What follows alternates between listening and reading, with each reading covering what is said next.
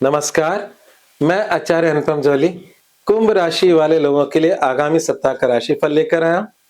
राशिफल से पहले आप सबको 26 जनवरी गणतंत्र दिवस की अनेक-अनेक शुभकामनाएं।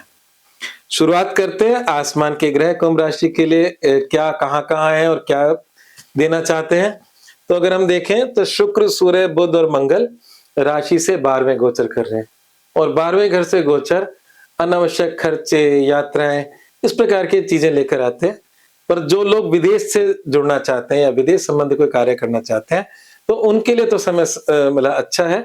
बाकी लोगों के लिए सामान्य है 12वें घर से इतने ग्रहों के गोचर का। और राहु जो है वो कुंभ राशि के राशि से ही गुजर रहा है और जब राहु गुजरता है तो ऐसा व्यक्ति बहुत ही मतलब उसका दिमाग खूब चलने लगता है और बहुत सारे वो लाइफ की चीजों को मैनेज करने की ताकत रख लेता है।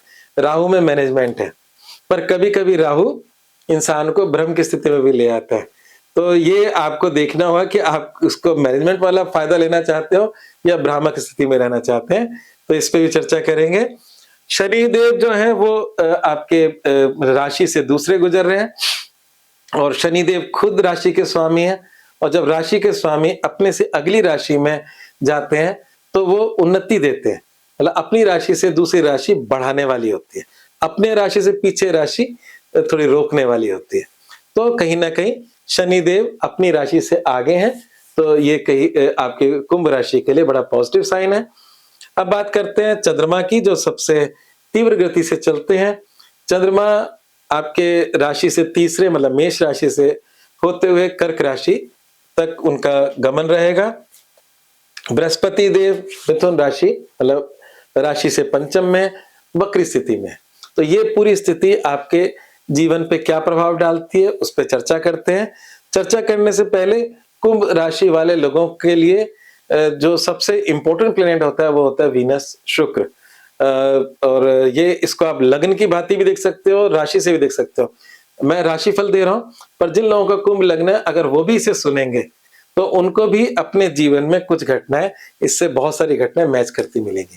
तो कुंभ राशि और कुंभ लग्न के अंदर शुक्र राजयोग कारक होता है और शुक्र आसमान में अस्त चल रहे हैं, जो कि इस सप्ताह के अंत से पहले उदय हो जाएंगे। 31 जनवरी की रात्रि 2:15 पे शुक्र उदय हो जाएंगे, तो वो भी आपके लिए खुशखबरी है कि उनका अस्तंगत समाप्त हो रहा है।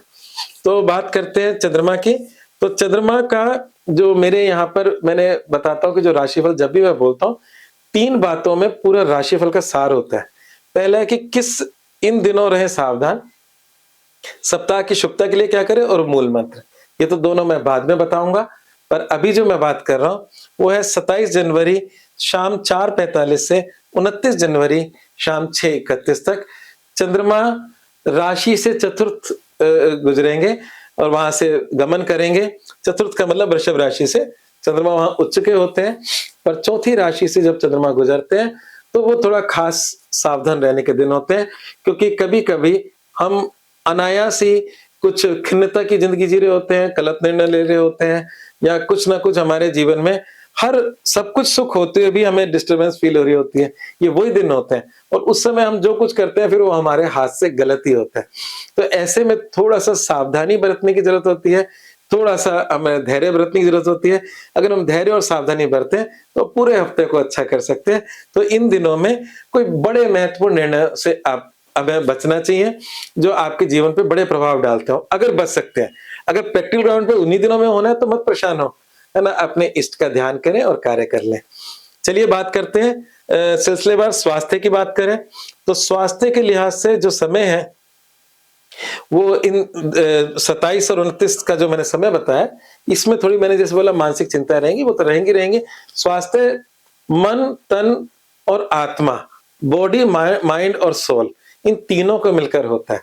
मतलब हम अंदर से स्वस्थ सुखी रहे, सिर्फ शरीर से नहीं मन से भी हो। और आत्मा से जब हम स्वस्थ होते हैं तो ये समझ लीजिए कि वो सबसे सर्वोच्च अवस्था होती है, ठीक है ना। तो कुल मिलाकर बात है कि जब ये इन दिनों में जब तब दान जरूर करें। जो सावधान रहने वाले दिन है उसमें जब तब दान करने से वो चीज भी ठीक हो जाती है। तो यहाँ पर मुख्य रूप से मतलब समय अच्छा है। सप्ताह की शुरुआत में नए पुराने मित्रों से मुलाकात होगी, आपका सामाजिक कार्यों में योगदान बढ़ेगा और सप्ताह के अंत में आपका जो मतलब थोड़ा बहुत शिक्षा, प्रेम इनसे रिलेटेड छोटी-मोटी चिंताएँ रहेंगी और सप्ताह का बिल्कुल अंतिम कर्क राशि के अंदर हम अपने को वापस से बलि प्राप्त करेंगे। तो हमारे जीवन का ग्राफ ऐसे ही चलता है, एक सार नहीं होता। तो स्वास्थ्य का जहाँ तक सवाल है, मैंने कहा मोटे तौर पे ठीक है, मानसिक चिंताओं से बचें। और बात करते हैं प्रेम और विवाह की, तो जैसे मैंने बोला कि यहाँ पर प्रेम और विवाह का जो ओवरऑल है, तो अगर हम चंद्रमा के सफर की बात ना करें, तो ओवरऑल जो है उसमें बृहस्पति वक्री बैठे हैं और जो बुध देव है वो वहां से अष्टम बैठे हैं, मतलब प्रेम के खाने से। तो कहीं ना कहीं प्रेम संबंधी बातों में चिंताएं उभर कर आ रही हैं और चिंताएं हैं और बाकी मुख्य रूप से ऐसे कुछ नहीं है, क्योंकि बुध हर 25 एक दिन में करीब करीब राशि परिवर्तन कर लेते हैं। तो कुल मिलाकर बात यह है कि छोटी मोटी चिंताएं हैं, ये टेम्पररी चिंताएं, आगे जाके उसका भी समाधान हो जाएगा। और बात करें हम अगर विवाह से संबंधित खाने की, तो कुंभ राशि वाले लोगों के लिए वैवाहिक जीवन को लेके कुछ चिंताएं बन रही हैं, जो कुछ उपाय करने जरूरी है। केतु वैवाहिक खाने से गुजर रहे हैं और केतु का गुजरना अच्छा नहीं होता और साल पर्यंत रहेंगे, तो केतु का उपाय जरूर से करें। सूर्य देव भी आपके 12वें से गुजर रहे हैं विवाह के जीवन की, और ऐसे में हम सूर्य देव को जल चढ़ाएं, वो बहुत लाभकारी है। ओम घृणी सूर्य नमः का जाप तो बहुत ही लाभकारी है। और एक मैंने उपाय अभी किसी राशि में 10वें घर के केतु का दिया था, वही मैं इनको देना चाहूंगा, बहुत ही लाभकारी है, बहुत ही चमत्कारिक है। एक ऑरेंज कलर का तिकोना झंडा जिसपे सूर्य भगवान बने हो या स्वयं सूर्य का चित्र हो, उसको आप किसी भी राम दरबार में स्थापित कर लें, उससे आपको बहुत लाभ मिलेगा। मतलब इस प्रॉब्लम की कुछ हानि से आप बचेंगे। आप प्रभु शरणम केवलम राम दरबार की शरण में जाएं और वहां ये झंडा स्थापित करें उस बिल्डिंग पे, आप देखें आपकी चीजें बहुत हद तक ठीक होंगी और ईश्वर से प्रार्थना करें। अब बात करते हैं हम नौकरी, करियर और वित्त की बात है, तो खर्चे तो बढ़ चढ़कर बने हुए हैं और खर्चे बढ़ चढ़कर बने हैं। करियर की अगर हम बात करें तो करियर के लिहाज से समय अच्छा है, मंगल उच्च का है, परंतु ये अगर जिन लोगों का विदेश संबंधी कार्य है या जिनका जो खुद विदेश में है या विदेशी कंपनी में काम कर रहे हैं या इंपोर्ट एक्सपोर्ट जैसा काम कर रहे हैं, इन सबके लिए समय बहुत अच्छा चल रहा है, अनुकूल है। और बाकी सबके जीवन के अंदर कुछ परिवर्तनकारी समय चल रहा है, तो वो टेम्परेरी है, चिंता करने की जरूरत नहीं है। मंगल उच्च का है तो इसलिए चिंता करने की तब भी जरूरत नहीं है। तो ये समय इन्वेस्टमेंट का है, जो प्रेजेंट समय चल रहा है।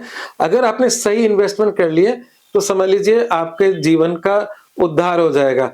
असली बात ये होती है कि हम फिजूल के जो खर्चे कर लेते हैं तो उनसे अभी बच जाएं, नहीं तो वो ये समय एक्टिव है खर्चे के लिए। और इतना मतलब बड़ा खर्चा, हाँ ये आपके फिक्स एसेट के लिए खर्चा होता है, बहुत अच्छी बात है। परिवार के मांगलिक कार्य के लिए खर्चा होता है, बहुत अच्छी बात है। आपके किसी जमीन मकान की किस्त जा रही है तो वो भी अच्छी बात है। परंतु अगर सिर्फ और सिर्फ मौज मस्ती के खर्चे हैं तो उसका कोई रिटर्न नहीं आने वाला और वो अनावश्यक हो जाएंगे। आपने बजट बनाया इतना, खर्चे इतने हो जाएंगे, तो संभल कर चलें अभी। तो वित्त के हिसाब के अंदर आपका, हालांकि इनकम से कोई नाता नहीं टूट रहा, इनकम आपकी निरंतर है, निर्बाध है, बृहस्पति का आशीर्वाद है, बल्कि शनि शनि आपकी इस पूरे साल के अंदर, पिछले साल से अभी तक में इनकम ग्रोथ ही हुआ होगा, परंतु इस समय पे उस इनकम से ज्यादा खर्चों का योग बना हुआ है, इसलिए मैंने इन्वेस्टमेंट की बात करी। चलिए बात करते हैं एजुकेशन, विद्यार्थी जीवन की। तो विद्यार्थी जीवन में भी एक मिश्रित समय चल रहा है और इसके लिए आप गणपति की पूजा आपके लिए बहुत लाभकारी रहेगी। आप धूप चढ़ा सकते हैं गणपति जी को, ओम गम गणपति नमः का जाप कर सकते हैं, गणपति अथर्वशीर्ष का पाठ कर सकते हैं। हालांकि ये मैंने सप्ताह की शुभता के लिए पहले ही लिख दिया। गणपति अथर्वशीर्ष के पाठ से आपकी कई सारी प्रॉब्लम्स दूर हो जाएंगी। ये पाठ एक है और अनेक समस्याओं का समाधान है। तो बात करते हैं भाग्य की। तो भाग्य का सितारा शुक्र, जो कि 31 तारीख को उदय होगा। जैसा कि मैंने बोला कि कुंभ राशि के लिए बड़ा इंपॉर्टेंट प्लेनेट है शुक्र, तो वो भी सप्ताह के अंत तक अपनी एक अच्छी अवस्था में आ रहा है और आगे प्रोग्रेसिव होते हुए आपके जीवन में तरक्की लेकर आएगा। तो ये सप्ताह एक मिश्रित फलप्रद वाला है और सप्ताह की को शुभता के लिए हम गणपति अथर्वशीर्ष का पाठ कर सकते हैं। गणेश जी का किसी प्रकार से पूजा करें, वो लाभकारी साबित होगी। और मूल मंत्र है, परिवार के प्रति ईमानदार रहें। परिवार का योगदान हमारे जीवन में सबसे ज्यादा होता है, और वहां पर अगर हम कुछ कोताही करते हैं, तो जब आपकी राशि का स्वामी दूसरे घर में है, तो परिवार से आप जुड़े हुए हो, वहां अगर आप कुछ गड़बड़ करते हैं तो आपका सब कुछ नष्ट और भ्रष्ट हो सकता है। तो ये एक मूल मंत्र है, इसका ध्यान रखेंगे तो आप ना सिर्फ ये हफ्ता, आपका पूरा जीवन सुखमय हो सकता है। आज के लिए बस इतना ही। आपको ये राशिफल मिलता रहे, उसके लिए आपको मेरा चैनल सब्सक्राइब भी करना पड़ेगा, बेल आइकन भी दबाना होगा, जिससे आपको आने वाले वीडियोस के बारे में पता लग जाए। हर हफ्ते मैं आपके सामने आपका राशिफल लेकर आता रहूंगा। धन्यवाद।